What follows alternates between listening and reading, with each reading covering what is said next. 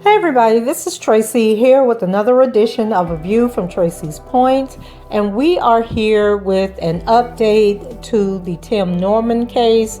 And I guess I really shouldn't say an update because there really isn't any progress being made in the case, but there are a couple of little stories that have come out since the last video that I did.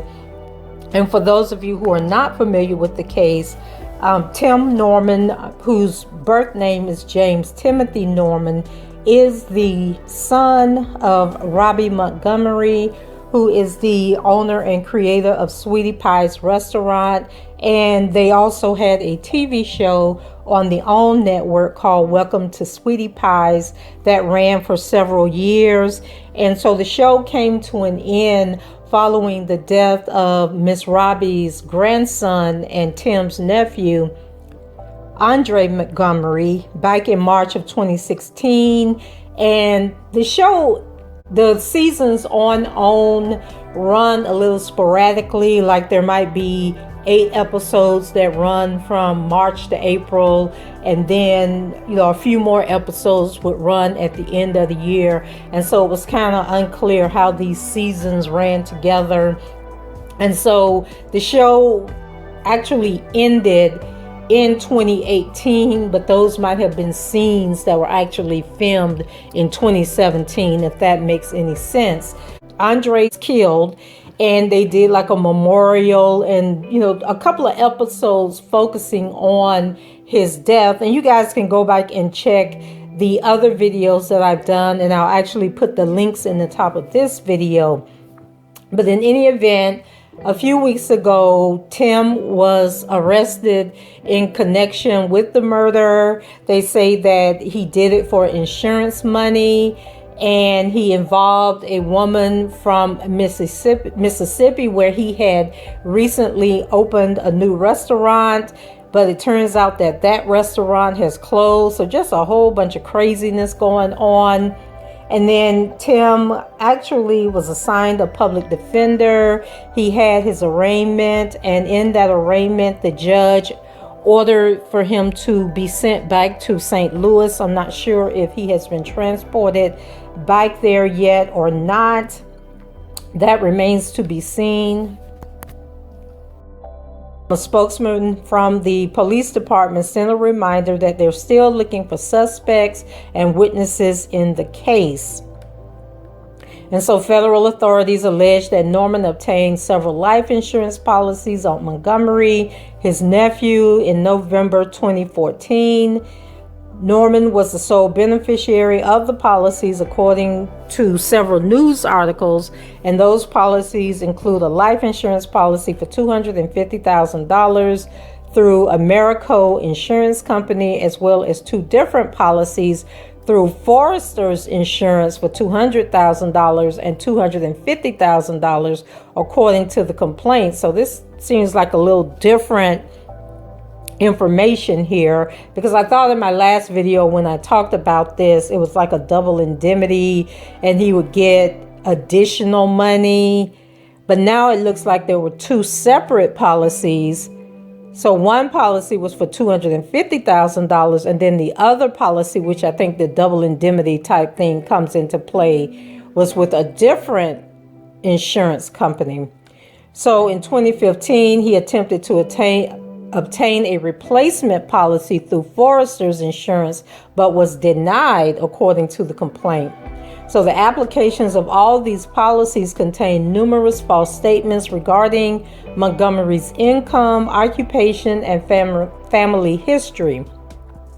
Days prior to Montgomery's death, Terica Ellis told Montgomery she would travel from Memphis, Tennessee to St. Louis to visit him on March 13th, 2016, a day before Montgomery was killed. Norman flew from Los Angeles to St. Louis, and so that information is in the previous video. 2019, a Houston-based property company sued Norman for unpaid rent totaling over $254,000. And then in Jackson, Mississippi, he was also accused of owing $100,000 in rent to owners of a building where he runs one of the Sweetie Pie's locations.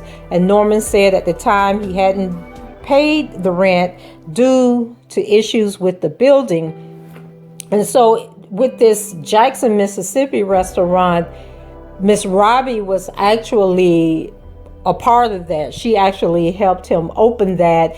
And there was news reports that she had gone to Jackson to see about Tim or to visit Tim. But then I read in another article that she didn't go to Jackson to see Tim, that she went to, I guess, settle everything with this restaurant. So if you followed Welcome to Sweetie Pies, you know that Tim was all over the place, opening businesses out in California, in Houston. Then he started a food truck business. Miss Robbie ended up suing him, for copyright infringement. So he had a lot going on, and it doesn't appear that any of the businesses, that he tried to do, he did very well. He was actually evicted, and a couple of places he ended up with lawsuits. So the Sweetie Pie's restaurant in Houston closed, and Tim owed like $250,000 when all of that happened, and he was actually sued in 2019 for bike rent and other issues. And he later stated in an interview that he had settled with these people and paid the $250,000. And then even after the lawsuit, as I mentioned before, Ms. Robbie ended up going back into business with him. And at some point, I guess after the show aired or ended, she dropped the lawsuit against Tim. And when he opened the restaurant in Jackson, which was called Sweetie Pies Live, she even went in and performed as part of the opening act, I guess, with Bobby Rush, who was also an artist that had been brought in. And so Tim was also sued for Sweetie Pies in Jackson, and they said the address was 120 North Congress Street, across the street from the governor's mansion, in August 2019, only to close in a few days because of non-compliance with city codes, specifically the presence of a large smoker parked in front of the restaurant, and the smoker was moved and the restaurant reopened without it. The business was eventually evicted in December for non-payment of $100,000 in rent and other costs. Tim was also accused of illegally using part of the building that he was not even paying rent for, in addition to illegal dumping of grease and cooking oil from the kitchen. So he just had absolutely no act right in him whatsoever. Tim responded that he had not paid rent because of plumbing and heating problems, and Capital Tower LLC of Beverly Hills, California, which owns the 12-story Art Deco building erected in 1929, has spent millions of dollars in improvements in recent years. And then, facing eviction, Tim moved his business out of the building on December 7th. And so Capital Tower was granted on January 28th of this year a default judgment of $110,101 by a federal judge at the U.S. District Court of South Mississippi. In January of this year, Sweetie Pies Live opened, and it opened at 110 East South Street, adjacent to Cathead Distillery. And so maybe that's the business that they were reporting that she had gone back to Jackson to close that business down. And so Miss Robbie has finally issued a statement. It was a very short statement. So April Simpson, a journalist, wrote on Facebook that she had reached out to Miss Robbie, with prayers and concern, to see how she was doing and if she wanted to make a statement. And she says that Miss Robbie replied back to her via text saying, quote, "Thanks for the prayers, but at this time I'm weak and can't make a statement. Please keep praying for me and for my son. And so that is to be expected, that this is probably a really hard pill to swallow, very shocking. There was news that also came out that Tim had $1 million policy out on Miss Robbie. Not sure if Miss Robbie knew about the policy, if she had approved the policy or not. I haven't heard anything about this policy in mainstream media. It is basically coming from blog sites.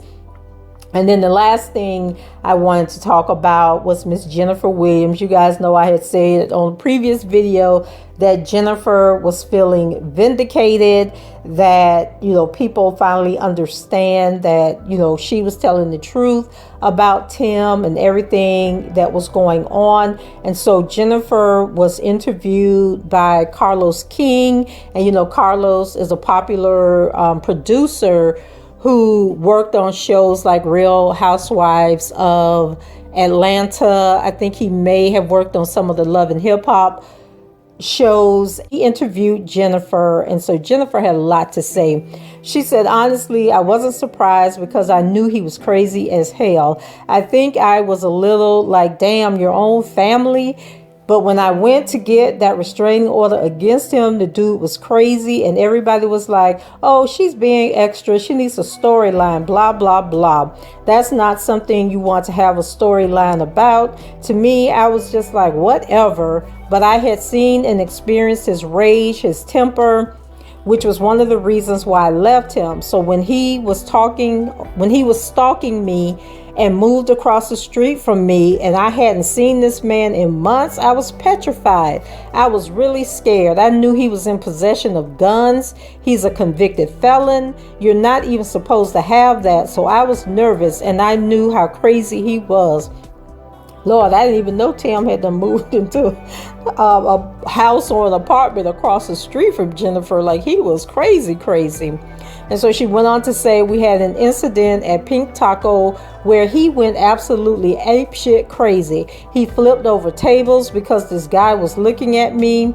He sent me all these articles from Google saying my body language, the way my legs was crossed, like I was suggesting to this guy. It was crazy. I was like, oh no, this guy is nuts. He was like, it was your fault and you crossed your legs and you were giving him signs and you were looking at him. I was looking at the TV that was in that direction, but he literally flipped over the table. I mean, it was crazy. I was so embarrassed. So when the news came out, yeah, your own family, that's a little crazy. But I knew he wasn't all there. So I was like, well, here it is. I'm vindicated once again because everybody thought I was being extra. Everybody was like, not Sweetie Pies. He's on their own network. That don't mean shit. And she says that this took 7 months of my life, going to court with him, back and forth, living in fear. It cost me $15,000. If I want to blow $15,000, it's not going to be on a goddamn attorney and going back and forth to court with this crazy MFer. It was so stressful. So for people to say I was using that as a storyline, that's just stupid. Trust me, I've been on TV for almost 10 years. If I want to think of a storyline, it won't be that. I'm not new to this. I'm true to this. You go ahead on, Jennifer. Now, we didn't apologize. You don't need to keep talking about it. We believe you now, girl. We really, really do believe you. So, guys, like I said, not much movement. They obviously don't know who the shooter is. In this case, they seem to believe that there were a couple extra people in the car with the Terica chick, who is the one that, came from Jackson to actually pull off the hit.